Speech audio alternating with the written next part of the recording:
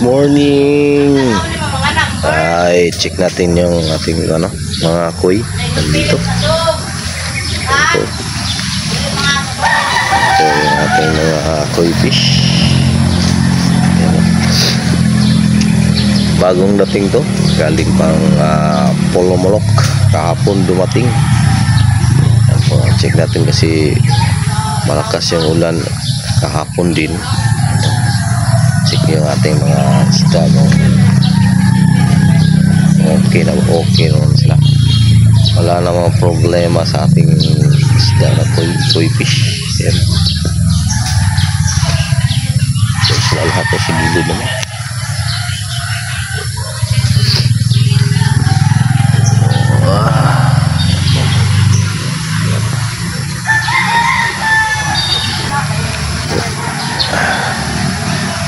To nasa 400 mahigit yung binili natin.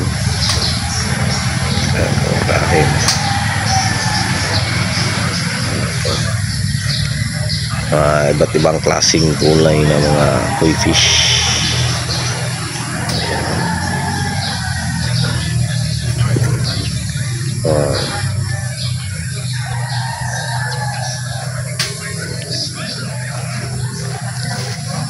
Mukhang okay naman sila, wala namang problema. Saka yung kulay okay din, matingkad ang kulay. Tingkad. Dito siguro nasa ito mga 200 to. Lipat tayo dun sa kabila. Kasi dalawang batch yan. Ayan. Tingnan natin dito. Ayan po. No?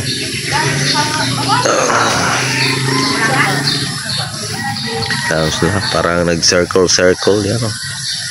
Nakanit yan kasi may mga ibon ba na kumakain na isda.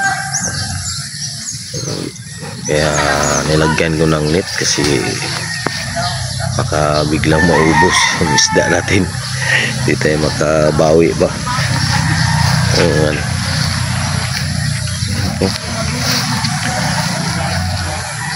Ito nasa 200 mahigit ito. So,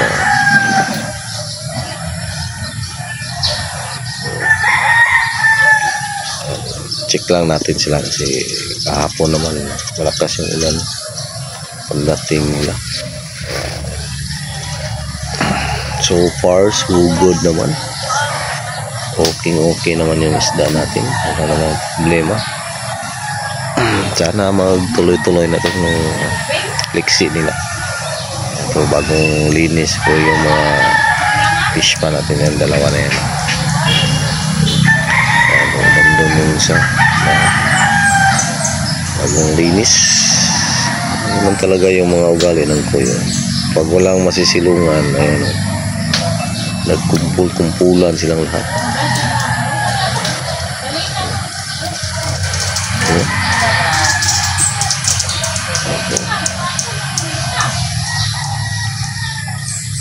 Siguro yan may yan explanation ba't ganyan sila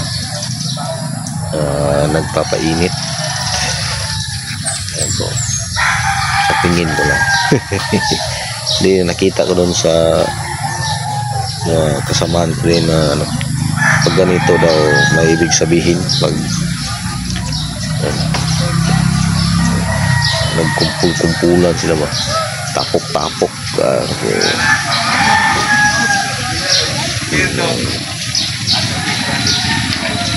Pero okay naman sila kaya Purya Buyag ang liksi. Nating mga koi fish. Ito.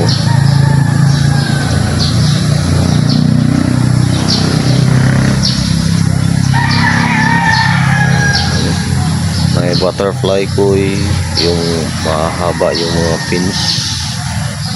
And then mix to. Saka mix na kulay din.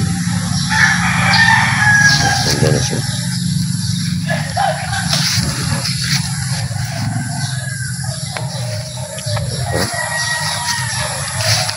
nag-against the light tayo. Tingnan natin sa. At ito pala, may dahon ng saging. Nilagyan ko yan dun sa tubig para silungan nila itong mga dahon ng saging yan po.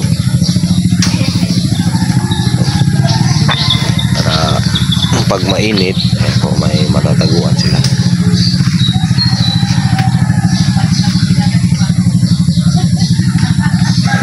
Mamaya binta natin to. Hindi naman lahat, kuha lang tayo ng konti para mamaya binta natin sa pisto natin, binta natin.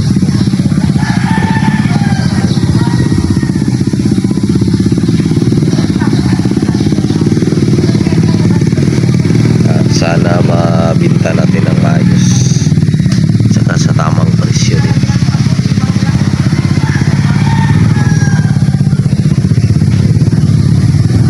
May naman tayo, tubo ba, gidansya. Ay, gidansya.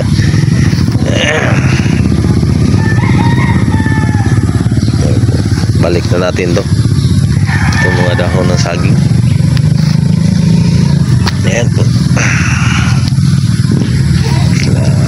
balik natin to. Ayan po, lagay natin yan. Pupunta na sila yan dito pag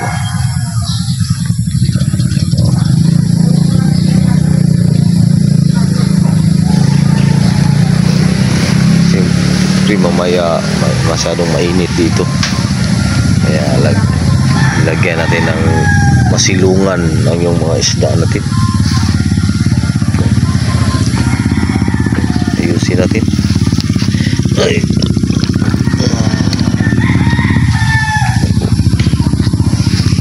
Doon sa kabila, ayan po, matap.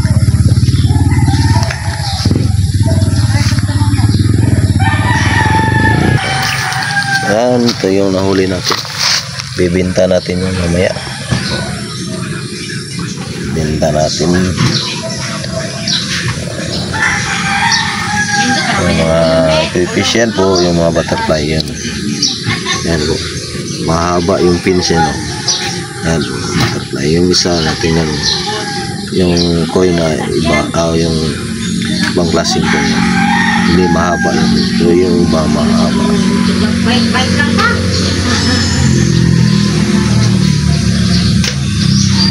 Ang klase ito, mga to, kuhaku.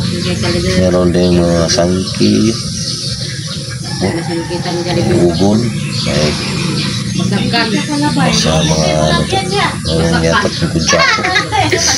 Hindi ako nagkakamali.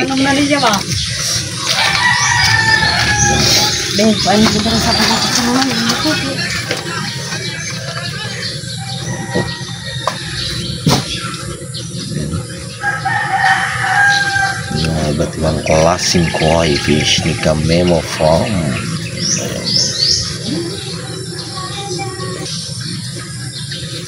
Hindi nun ito masyadong kalakihan.